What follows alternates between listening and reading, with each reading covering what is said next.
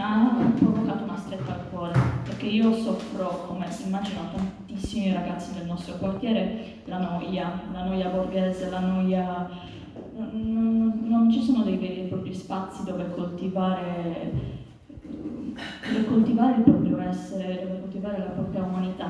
Non ci sono panchine nel raggio di almeno 2 chilometri, non c'è un vero e proprio parco qui vicino, forse ce n'è un po' più in là, ma più verso il quartiere delle villette qua, almeno c'è la linea del 13, però appunto io avevo in mente quello di offrire un servizio alla comunità. Avevo nella mia casa alcuni libri, ho cominciato a raccattarmi un po', a trovarmi, a cercare e ad informarmi sugli autori per appunto non leggere a caso, non leggere all'acqua di rose.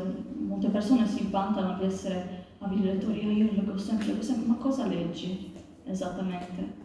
Che alla fine non è la quantità e la qualità, e soprattutto le persone che sono dotate di una certa sensibilità e di un certo spirito non si accontentano e hanno un bisogno quasi carnale, quasi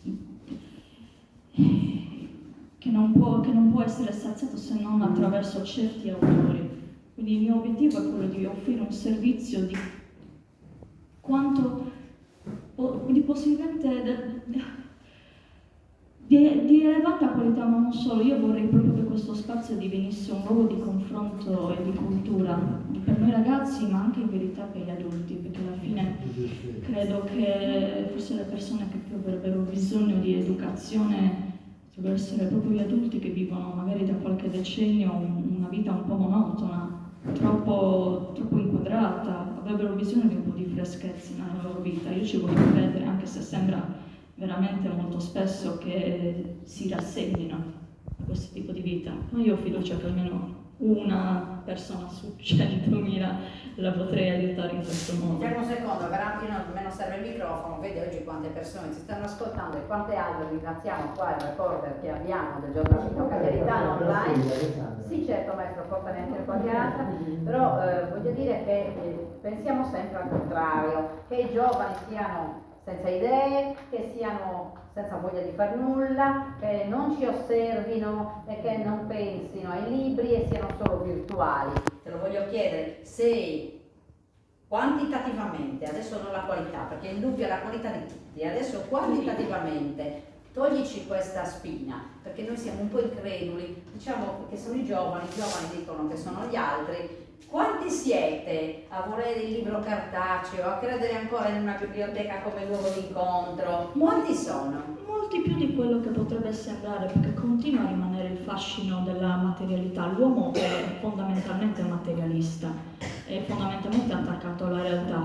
C'è chi riesce a coniugarlo con un sentimento più sensibile, più collettivo, in cui il corpo è comunque la sensazione di avere la carta tra le pagine o di sentire il profumo di un libro può ancora apportare un'esperienza che arricchisce il cuore. E poi ci sono persone che magari sì, alcuni ragazzi lo faranno per moda, anche quello di prediligio, il cartaceo, oh mio Dio, non posso sopportare di leggere dei libri sul digitale. Diciamo che noi giovani abbiamo sempre il modo di trovare delle vie di mezzo. Noi siamo una generazione che fondamentalmente cresce nella giungla, perché guardiamoci attorno, non ci sono più ancore, non ci sono più punti di riferimento, viviamo in un mondo multicentrico dove siamo costantemente bombardati dalle nostre stesse convinzioni, perché siamo costantemente intrappolati. Tutto è il contrario di tutto. Tutto è il contrario di tutto, oscillante. Il libro cosa non incentiva ancora di più il dubbio, cara Martina? Un buon libro ti arricchisce, ma non per addizione, non per confusione, per sottrazione e per chiarezza. Un libro dovrebbe essere una sberla. Se alla fine della lettura di un libro tu sei rimasto esattamente come prima, allora è tutto tempo sprecato.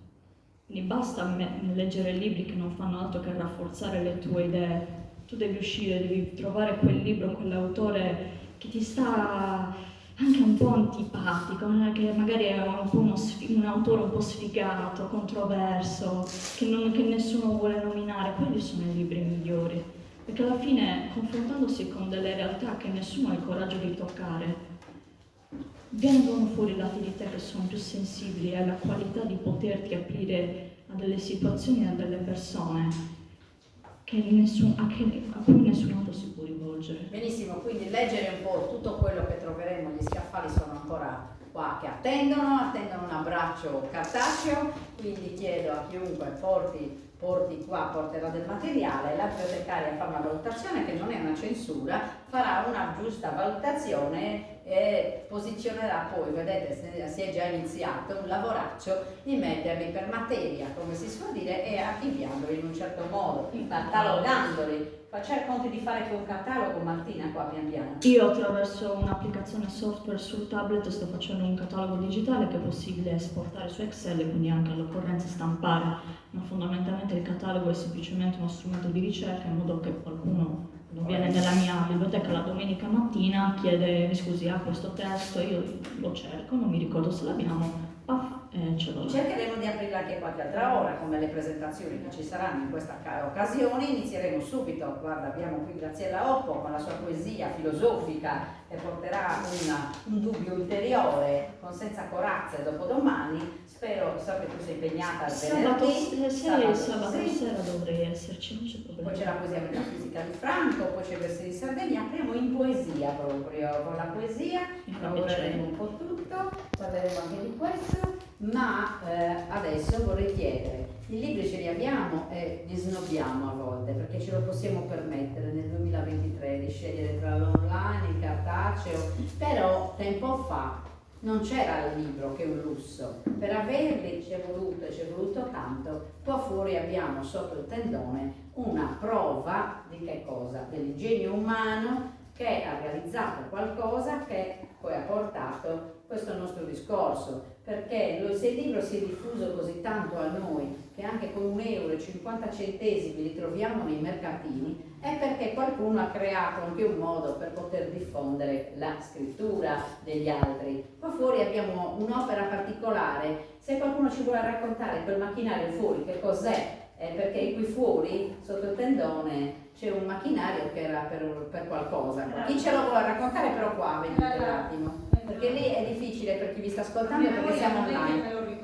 No, ma va bene così grosso modo. Poi c'è tanta una vetrina espositiva di là dove potete poi, vorrei ricordarlo perché è giusto ricordare che c'è un macchinario qua che ci ricorda, carissima, passiamo un attimo qua, se ci racconti chi sei, guarda sei online, perché sei in grado di ricordarci questo, perché sei un angelo custode della qua parrocchia di Sant'Arcisio che ha visto questa bella esposizione che è ancora qua posizionato. Il macchinario che cos'è, grosso modo? Allora, è la storia di Mariano Deida,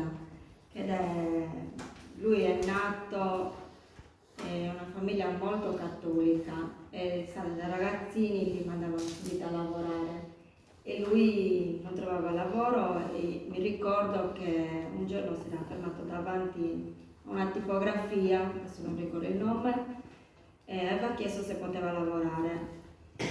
E nelle tipografie non è come adesso si mette un foglio e si stampa, si dovevano cercare tutti i caratteri, lettera per lettera, e le dimensioni e l'ordine andavano messi rovesciati perché poi la stampa usciva con un riflesso a quello specchio. Li vedono ancora i kit per giocare alla stamperia di un tempo, un lavoraccio. E quindi lui l'ha tentata, ha chiesto posso lavorare, fare da aiutante, imparare questo lavoro, e lui le aveva detto guarda, se entro un giorno mi metti in ordine tutte queste lettere vediamo cosa si può fare. Invece lui nel giro di poche ore roba per noi fantascienza, perché scriviamo solo messaggi ormai, è riuscita a riordinare tutti i caratteri della stampa della macchina della tipografia. Quindi da lì è iniziato il suo percorso, lui si è appassionato e per tutta la vita ha fatto il tipografo. Era talmente preso da questo lavoro che ha iniziato a collezionare le macchine che non usavano più, di tutti i tipi, sempre per le stampe. Diciamo che è la prima persona a livello europeo che ha una collezione inestimabile. Purtroppo però ogni lavoro di macchine da stampa in fase. Quella che c'è fuori è la prima arrivata in Sardegna, dove è stata stampata la prima copia dell'Unione Sarda. Un applauso la facciamo a questa macchina che ha lavorato, 1889. Sì, e sono tutte funzionanti, perché lui, essendo delle lettere, le ha sempre tenute attive.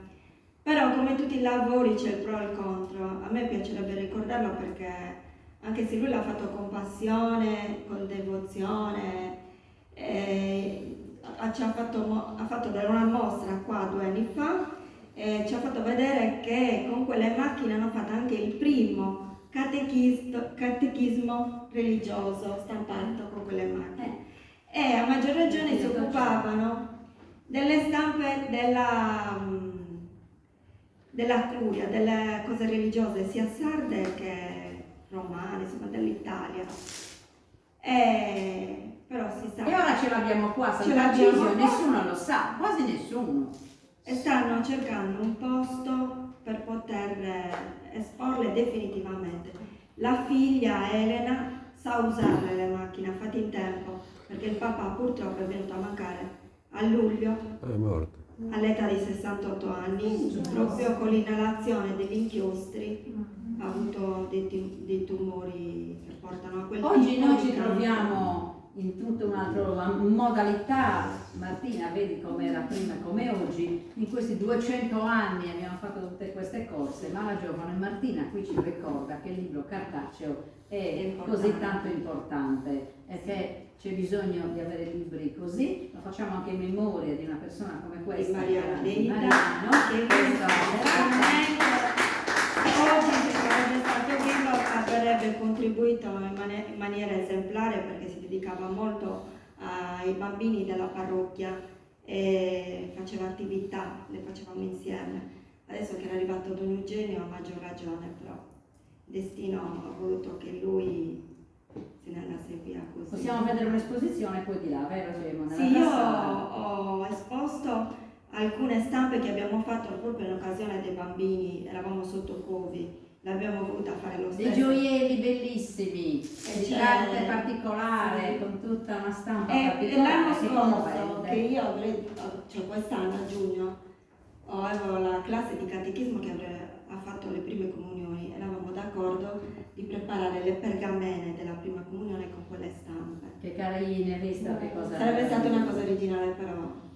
Si potrà fare qualcos'altro se Sant'Arcisio lo vorrà e noi. Se ci pure. aiutate a trovare un posto definitivo, perché lui ha sbattuto la testa alla regione, alla provincia, pubblicità, nastro, però nessuno le ha mai dato, nessuno ha risposto. Perché poi le La collezioni figlia- vanno messe fruibili, perché spesso Esatto. lo dico ai volontari che magari ascoltano, non è a dire, perché dopo bisogna poi gestirle, fruirle, renderle fruibili, visitabili, non è che le coprite come si fa col telo delle macchine d'epoca e le lasciate lì, non si fa così, quindi non è facile, ci penseremo e ci ispireremo. Grazie per questo, noi visitiamo, ci fai vedere le cose alla mostra e torniamo a Martina. Martina, ti porto qua delle opere che hanno regalato per la biblioteca dove erano, adesso le hanno tutte toccate, non so più di chi sono, volevo dire di chi sono, ma le hanno divise. Prima di tutto ho trovato versi di Sardegna, la poesia di Sardegna con la biblioteca, grazie. Poi vedo tanta, guarda quanta roba, quanti bei libri sono arrivati, poi volevo ringraziare. Uno è sicuramente Vincenzo Montis che ha portato lo scultore varie, adesso le avete tutte messe insieme. Poi vedo Sentieri di Salsedine, questi sono racconti di Cagliari, poi vedo le poesie per San Saturnino, poi vedo 4 grammi di sale di Franca Todde, c'è tutte storie di Sardegna, ma andiamo anche, vedo poesie, Di Nietzsche. dice poesie, poi vedo le poesie in Sardegna, mineralogia, poi l'arte di ricominciare, i pensieri di Pascal, poi cos'è quello? San Francesco di Sales, ma poi c'è anche, sembrano tante letture tutte diverse e poi te le guarderai tutte, vedrai un po', hai tanto da fare, se iniziano così, arriva, ogni bene. Martina, a nome, ringrazio per tutte le persone che hanno già portato qualcosa, per tutte le altre che hanno fatto arrivare qualcosa, quindi per portare ti arriveranno e man mano vedrai tu cosa fare, sei tu la bibliotecaria e noi lasciamo affidato a te il compito, sappiamo che è in buone mani e poi dicono che i giovani non hanno voglia di far nulla, Quanto ci vorrà a sistemare il materiale librario? Da qui a dicembre, per esempio, ne arriverà tanto? No, adesso che darò quest'ultimo esame penso che mi dedicherò rapidamente alla catalogazione di questi tomi e poi cercherò un pochettino di sollevare pian piano il livello di qualità. Conosco certi autori, da cui Elinire Zolla o Mircea Eliade, sono studiosi di religione, quindi penso che faranno al caso nostro. Benissimo, quindi avremo anche delle sezioni dedicate specifiche per chi vuole andare più in profondità. Iniziamo dalle cose più semplici e si andrà per gradi. È possibile anche andare per gradi e imparare anche da adulti, vero? A un percorso di lettura. Dacci la speranza. Guarda, sono adulti e hanno voglia di leggere. A volte si impara per gradi, a volte si incontra improvvisamente un autore di una qualità talmente alta che non riesci più a fare a meno di... È un colpo di fulmine? È successo. È successo, benissimo. Sentiamo adesso, Martina, so che poi dobbiamo farti andare per l'esame. Abbiamo 2 lettori o una, sicuramente da Roma, dalla masterclass è tornata Rita Leonardo e le chiediamo di leggerci qualcosa. Guarda Rita, cosa preferisci adesso? Possiamo leggere anche Tropico del Cancro di Henry Miller, possiamo leggere tutto, però abbiamo questo leggero a disposizione, guarda, ti piace? Ecco.